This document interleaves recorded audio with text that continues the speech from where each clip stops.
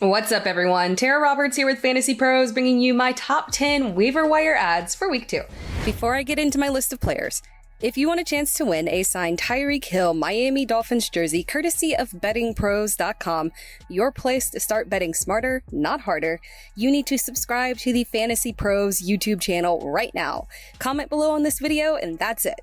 We will be announcing the winner right here on the channel, so make sure you turn on those notifications so you can be alerted when new episodes are up and to claim your prize. Number 10, Kendrick Bourne. I have been waiting for this moment. You can double back to YouTube videos from last year and see this is not the first time that I have been on Kendrick Bourne's side. And while an age 28 breakout is not really a thing, technically, we have seen moments of promise from Bourne in the past. He had 800 yards and 5 touchdowns back in 2021, but no matter how much he shined, Belichick just had other ideas. But the Patriots let Jacoby Myers walk and signed Juju Smith-Schuster, and while Juju had a presence in week 1, he was wildly outshined by Kendrick Bourne. Bill Belichick might just have to face reality. Bourne isn't actually a bad receiver, and he might be the best option that they have on that roster.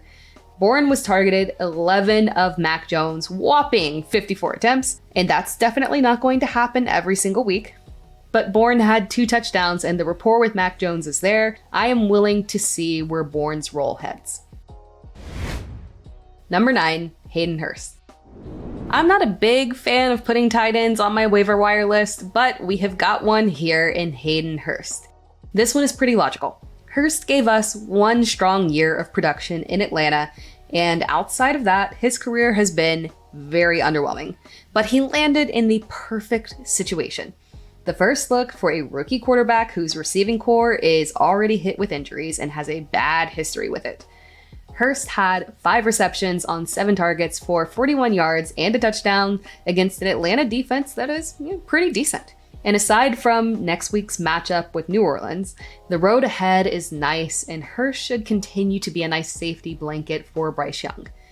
Judging from the performances of many tight ends in week 1 in general, a lot of you might be looking to move on to another option, and Hurst could be that guy. Number 8, Rashid Shaheed. Rashid Shaheed was one of my favorite late round targets, but I won't lie, I was not expecting him to make this level of impact in week 1.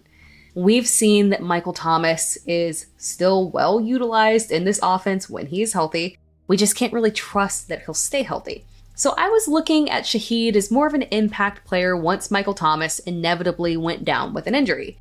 But Thomas got a healthy amount of targets in this game. Olave was a superstar, and still, Shaheed had 5 receptions on 6 targets for 89 yards and a touchdown, plus 2 carries for 13 yards. Now granted, this was a very pass-friendly matchup. The road ahead gets tougher, and it was wonderful to see Shaheed pick up right where he left off last year, so that's a good sign. Ultimately, I think he'll eventually settle into the wide receiver 2 role in this offense, and his deep play ability fits in perfectly with Derek Carr. Shaheed is someone that you want to roster. Number 7, Kyren Williams. Yes, I am recommending 2 players on the Rams on my waiver wire list this week, despite the fact that we were terrified this offseason that the offense would be awful. And we'll get to the second one later, but first, Kyren Williams is not just worth a roster, he's worth a start and someone that we absolutely need to add on waivers this week. All offseason, the Rams affirmed their commitment to Cam Akers as the lead back, and while it was expected that there would be some involvement from Kyren Williams on 3rd down, this wasn't just involvement. This was a full split backfield with Williams looking like the better back. Williams wasn't just relegated to receiving work. He had 15 carries for 52 yards and 2 touchdowns. Cam Akers had 22 carries, but those 22 carries only produced 29 yards. At the very least, this is a split backfield. And if he continues to look better than Akers, he'll outright earn the starting role. Number 6, Gus Edwards. This is such a shame because J.K. Dobbins looked really good before he suffered what appeared to be a season-ending injury. But the Ravens' backfield now falls to its backups, and Gus Edwards is the guy who was technically in line to be the lead back. It's tough to know what this Ravens offense is ultimately going to look like after a very, very messy first game for the supposedly new look Baltimore Ravens offense. Mark Andrews didn't play, the Houston defense actually put up a really good fight, and Lamar Jackson was unfortunately shaky. But the run game should remain a big part of the Ravens offense, and unfortunately the run game is likely going to be moving forward without J.K. Dobbins. Edwards had 8 carries for 32 yards on Sunday. It's tough to really move Edwards high on this list because we know that he has 0 receiving upside, so he is touchdown dependent, but he's still worth an add. Number 5, Tyler Algier. I was a bit shocked when I looked at Tyler Algier's roster percentage. Maybe it's Bijan Robinson hype or the lack of receiving upside from last year. But Tyler Algier should be rostered in most leagues and is a top tier handcuff. The math is very clear for why Algier should be rostered. This is not a knock to Bijan at all.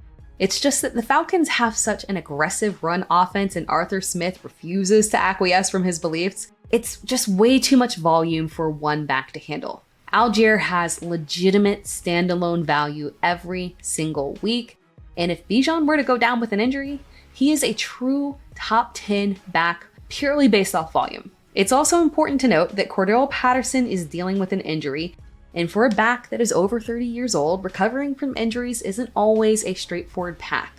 Algier had 15 carries for 75 yards and 2 touchdowns, plus 3 receptions for 19 yards. If this backfield is just Robinson and Algier, Algier has low-end flex value on a week-to-week basis. You gotta add him. Number 4, Justice Hill. Again, as of the filming of this video, they still have to run tests to officially confirm, but J.K. Dobbins tore his Achilles, and that ends his 2023 season. We've already covered a lot of this when we talked about Gus Edwards, but the reason that I lean towards Justice Hill at this time is because of what I mentioned with Edwards. Hill does have a tiny bit of receiving upside, but ultimately, we want the guy with the touchdowns. And based off this Sunday game, Justice Hill got the goal line carries and converted 2 touchdowns.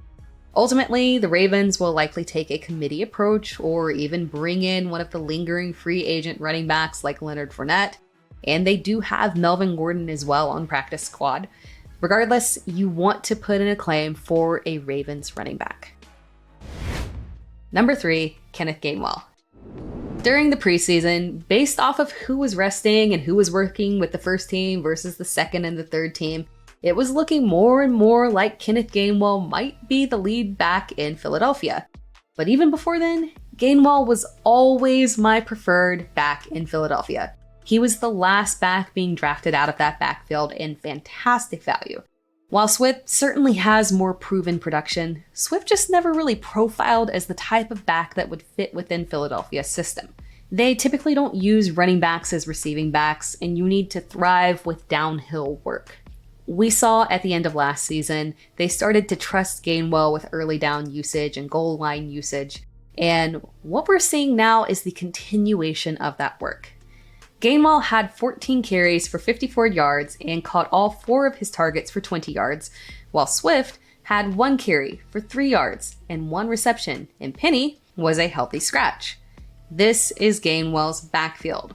Don't be fooled by the modest stats. This was a tough matchup, and New England is a strong defense.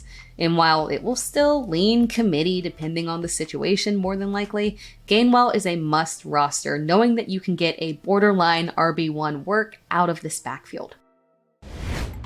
Number 2, Romeo Doubs. I was shocked, appalled really, that Romeo Doubs was so low rostered when I looked at him. He's just 30% rostered in Yahoo leagues and 19% rostered in ESPN leagues. I am truly shocked because all offseason long, I touted that Romeo Doubs was a must draft because there was a good chance that he could be the leading target recipient in this offense. Christian Watson was out in week 1, so we don't have true confirmation of what this offense will look like in a fully healthy receiving core. But I saw more than enough to continue to say that Romeo Doubs must be rostered in all leagues. No exceptions. Doubs' day was modest, but remember he was dealing with an injury and even rumored to be on a snap count. But when they got to the red zone, Jordan Love was focused on Romeo Doubs to the tune of 2 touchdowns. The Packers offense looked excellent, and this is a fantastic sign of great things to come for Dobbs. Number 1, Puka Nacua. When a rookie shows production in week 1, you do not under any circumstances want to wait around and see if it sticks. Even before the Cooper Kupp injury, Puka Nacua profiled as someone who could definitely make an impact as a rookie. And with Cooper Kupp being injured, Nacua took advantage and carved out a big role within this offense, and I think that it's going to stick. I was very hesitant to move Van Jefferson up in my rankings significantly because we've never seen Jefferson utilized as a wide receiver 1. Even last year, when Cooper Kupp went down with an injury in the back half of the season, Jefferson didn't step up more than the occasional deep threat. On Sunday, Nacua had 10 receptions on 15 targets for 119 yards. Ladies and gentlemen, Puka Nacua is your Rams wide receiver 1. And the Rams obliterated the Seahawks, by the way. Maybe Sean McVay, the Super Bowl winning genius, took a look at last year and fixed the issues, and this won't be the dreadful offense that people thought it would be. Either way, Nacua is the biggest add for this week. Remember, if you want a chance to win a signed Tyreek Hill Miami Dolphins jersey courtesy of bettingpros.com, your place to start betting smarter and not harder, you need to subscribe to the Fantasy Pros YouTube channel right now. Comment below on this video and that's it. We will be announcing the winner right here on the channel, so make sure you turn on those notifications so you can be alerted when new episodes are up and to claim your prize. Thanks for watching this video. Be sure to like the video and subscribe to Fantasy Pros across all platforms, and come back next week for more Waiver Wire ads.